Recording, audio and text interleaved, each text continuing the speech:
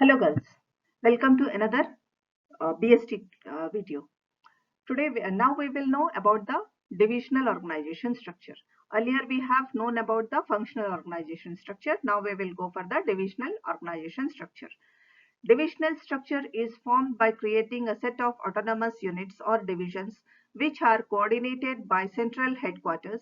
This structure is popular with giant firms dealing in multiple products and operating in different geographical regions. This structure is also known as departmentation.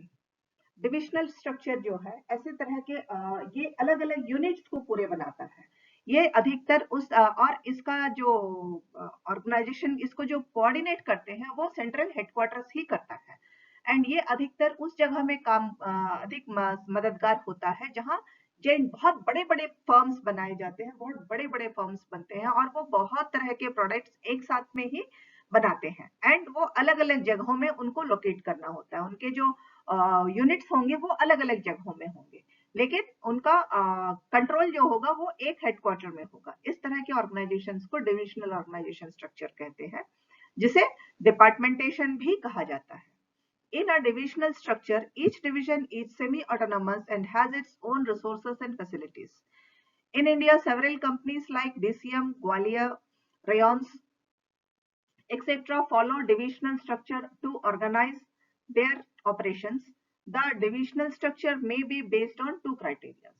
Divisional structures के हर किसी एक अलग अलग semi autonomous type में होते हैं। उनके अपने रिसोर्सेस होंगे, उनकी अपनी फैसिलिटीज होगी। एक ही कंपनी के अंदर होते हुए भी अलग अलग जगहों में उनकी फैसिलिटीज, उनके रिसोर्सेस सब अलग अलग होते हैं एंड उनके डिसीजन मेकिंग भी कुछ हद तक सब अपने अपने अलग से करते हैं और फाइनल मेन डिसीजन जो बड़े बड़े डिसीजन होते हैं वो हेडक्वार्टर्स पे होते हैं। इस तरह के कंपनीज हमारे इंडिया में जैसे डीसीएम है, गारमेंट फैक्ट्री फैब्रिक की, इसी तरह से ग्वालियर शूटिंग्स की, रेयॉन्स की, ये जो टेक्सटाइल की जितनी भी इंडस्ट्रीज है ये अधिकतर इसी तरह से काम करते हैं, डिविजनल ऑर्गेनाइजेशन स्ट्रक्चर के तहत ही काम करते हैं। ये दो तरह के चीजों पर आधार करता है, दो बातों पर आधारित होता है। पहला है प्रोडक्ट डिविजनलाइजेशन एंड दूसरा है टेरिटोरियल डिविजनलाइजेशन। प्रोडक्ट डिविजनलाइजेशन में क्या होगा कि जो प्रोडक्ट बनाया जा रहा है, अलग अलग प्रोडक्ट के अलग अलग यूनिट्स होंगे एंड अकॉर्डिंगली उनके इक्विपमेंट्स, उनके मशीन सब अलग अलग होंगे एंड ट्रेन पर्सनल भी अलग होंगे।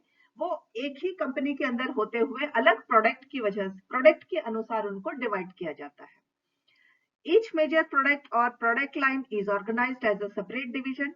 It is employed where the unique characteristics of the product are of great significance and they require specialized machines, equipments, and trained personnel.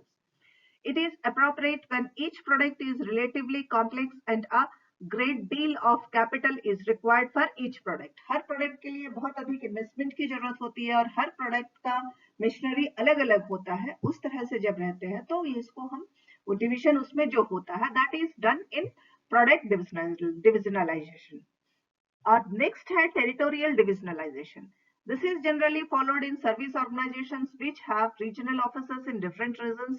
Divisional structure is suitable for firms having several products and each product has its distinct features. It is also suitable for firms having coverage of wide geographical areas or having different market segments. ये service organisations में अधिकतर होते हैं जहां हर regional office हर जगह में अलग अलग रीजन्स में इनके ऑफिसेस बने होते हैं एंड ये उस तरह के जहां बहुत तरह के प्रोडक्ट्स बन रहे हैं और हर प्रोडक्ट एक अलग अपना अहमियत रखता है, उस तरह के प्रोडक्ट्स को करते वक्त इस तरह का डिविजनलाइजेशन ऑफिस जो है ये बहुत मददगार होता है। जहाँ अलग जगह में हर जगह के अनुसार भी काफी सारे प्रोडक्ट्स बनाए जाते हैं, इनका मार्केट अलग होता है, इस तरह की चीजों में टेरिटोरियल डिविजनलाइजेशन किया जाता है। अब हम देखते हैं इसका एडवांटेजेस क्या है। Advantages of territorial structure offers the following advantages. It gives sufficient autonomy और freedom of action for each division. हर डिवीजन को ये अलग अलग फ्रीडम देता है ताकि और सफिशिएंट फ्रीडम देता है अपने काम को करने के लिए। Each division is run as an independent unit. हर डिवीजन अलग अलग यूनिट के अकॉर्डिंगली काम करता है, एक का दूसरे के साथ में बहुत ज्यादा कोई कनेक्शंस या एक डिपेंडेंसी नहीं होती है। Each division can make use of centralized services available at the headquarters of the company. Company headquarters जो है वहां पे उनके जो भी फैसिलिटीज है उसको सारे डिविजन्स अवेल कर सकते हैं। उन वहां से जितने भी सर्विसेज मिलने हैं उसको भी सारे डिविजन्स अवेल कर सकते हैं। ऐसा नहीं होता है कि हमारा डिवीजन प्रोडक्ट अलग है या हमारा डिवीजन अलग है तो वो फैसिलिटीज सेंट्रल फैसिलिटीज जो है वो यहाँ या सेंट्रल सर्विसेज जो है वो उस यूनिट पे नहीं मिलेंगे। सारे एक ही कंपनी के अंडर में अलग अलग प्रोडक्ट्स होते हैं। This then comes the disadvantages. It has the following disadvantages. There is duplication of different functions and equipments in different divisions. एक ही प्रोडक्ट अलग अलग प्रोडक्ट के होने की वजह से कई बार ऐसा होता है इस ऑर्गेनाइजेशन में कि कुछ ऐसे काम होते हैं जो बहुत बार सेम काम को रिपीट कर दिया जाता है और इक्विपमेंट्स भी बहुत सारे सेम होते जाते हैं, मतलब रिपीटेशन बहुत ज्यादा होने लगता है, डुप्लीकेट एक जैसा वाला बहुत होने लगता है, जो इसका डिसएडवांटेज हो जाता है। There may be friction between regional managers, अलग अलग रीजन्स के मैनेजर्स के बीच में कॉन्फ्लिक्ट्स आने के चांसेस बहुत बढ़ जाते हैं। Coordination and control of different branches from the head office becomes less effective. Head office में रह करके अलग अलग ऑफिसर्स के साथ में कंट्रोल करना डिफरेंट ब्रांचेस के साथ में और उनको कोऑर्डिनेट करना थोड़ा सा मुश्किल हो जाता है, ये उतना इफेक्टिव नहीं होता है। Next comes delegation of authority. अब हम देखते हैं what is delegation of authority. Delegation of authority is a process of sharing tasks and that authority between a manager and its subordinates. According to Allen, it is defined in the following words. Delegation is the process a manager follows in dividing the work assigned to him so that he performs that part which only he, because of his unique organizational placement, can perform effectively and so that he can get others to help him with what he remains. Delegation of authority उस तरह के एक manager को दी जाती है क्योंकि वो manager Allen के अकॉर्डिंगली ये समझा जाता है कि डेलीगेशन जो मैनेजर जिस काम को कर रहा है, काम को डिवाइड कर रहा है, वो इसलिए उसको वो काम दिया जाता है क्योंकि वो उस काम में माहिर है और वो काम उसी के द्वारा उसके अंडर में कुछ लोगों को देने के बाद वही कर सकता है। इस तरह से जब मैनेजमेंट डिसाइड होती है तब जो काम बांटा जाता है that is known as the delegation of authority. उसको जो पावर दिया जाता है कि आपको ये काम करना है करके उस मैनेजर को, क्योंकि मैनेजर्स को ये माना जाता है कि वो यूनिक है एंड उस काम को वही बहुत अच्छे से कर सकता है। This is what the definition given by Allen. Now delegation takes place when a manager passes on to his subordinate some of his tasks together with the necessary authority to perform the tasks. Delegation कब होता है? जब एक manager अपने under काम करने वाले लोगों को कुछ टास्क देता है विद सम पावर्स। जब भी कोई काम को किसी से करवाना है तो उस टास्क के साथ में उसे कुछ पावर्स, उसे कुछ अथॉरिटी भी देना बहुत जरूरी होता है, तब ये टास्क बहुत अच्छे से हो सकता है।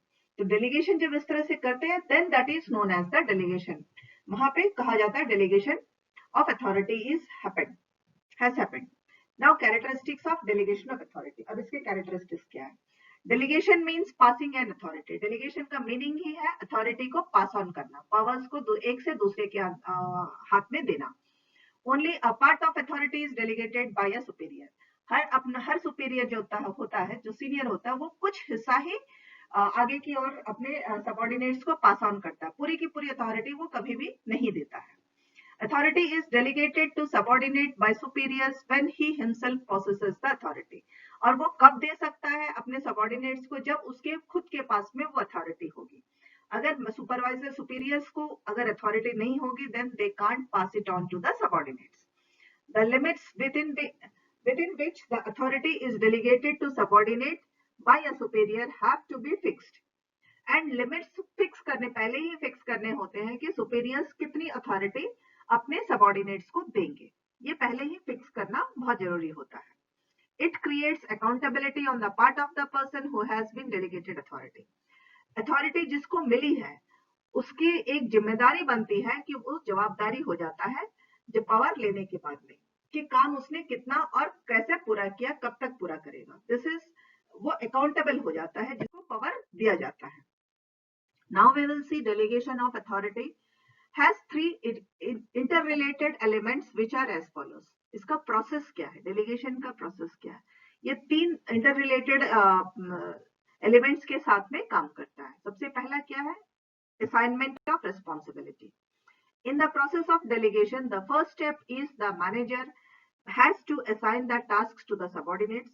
A manager entrusts the task to his subordinates by assigning them duties and defining the work to be carried out by them.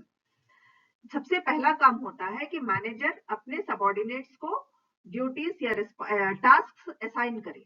जब तक किसी को टास्क असाइन नहीं करेंगे वो काम कैसे करेगा। So we have the manager has to assign a task and task के बाद में उसको ड्यूटी दी जाएंगी एंड उस काम को कितने टाइम के अंदर करना है, कौन सा काम करना है, ये भी फिक्स किया जाता है और time limit with some powers इसको दिया जाता है। दैट असाइनमेंट जब आप किसी को काम देते हैं, when the manager gives job to any of the subordinates, then that is known as the assignment of responsibility. सबसे पहले जिम्मेदारी दी जाती है।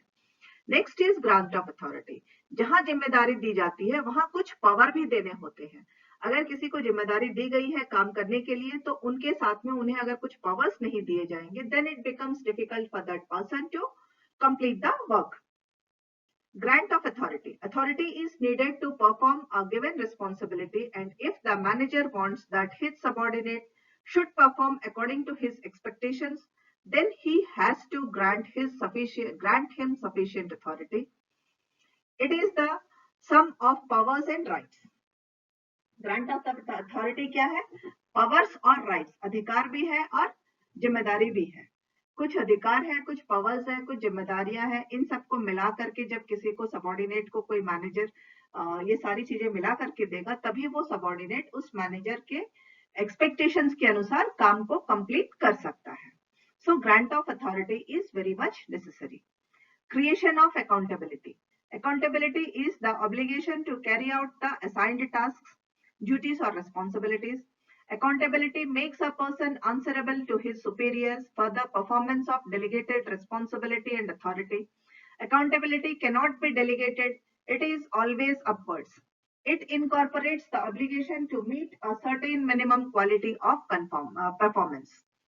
अकाउंटेबिलिटी जब भी किसी को हम जब मैनेजर किसी को अथॉरिटी, रिस्पॉन्सिबिलिटी और पावर देता है, at the same time immediately that subordinate is accountable to the manager. अपने सुपीरियर को वो अकाउंटेबल, आंसरेबल हो जाता है because he has accepted the responsibility to complete the work. Delegation और इसी तरह से उसे अपनी पूरी जिम्मेदारियां करते हुए उन्हें उसका जवाबदारी भी होना पड़ता है। ये हमेशा ऊपर की तरफ होता है। जो अकाउंटेबिलिटी हमेशा क्या, आप अपने सुपीरियर को ही जवाब देते हो। जो कोई किसी भी ऑर्गेनाइजेशंस में जवाबदाही जो होती है, देही जो होती है, अपने सुपीरियर्स के लिए होती है। So it's always a upward movement work. It incur obligation and to meet a certain minimum quality of performance. यहाँ एक ऑब्लिगेशन भी होता है, आप एक्सेप्ट करते हो। द मैनेजर जब किसी को अपने सबऑर्डिनेट्स को वर्क देता है, then the subordinate is accepting that he is going to complete the work within the performed qualities. उनको जो बताया गया है उसके अकॉर्डिंगली वो उस काम को कंप्लीट करेंगे, इसको वो मानते हैं, उसको वो एक्सेप्ट करते हैं। This is what is creation of accountability. आज के वीडियोस के लिए इतना ही। Thank you girls.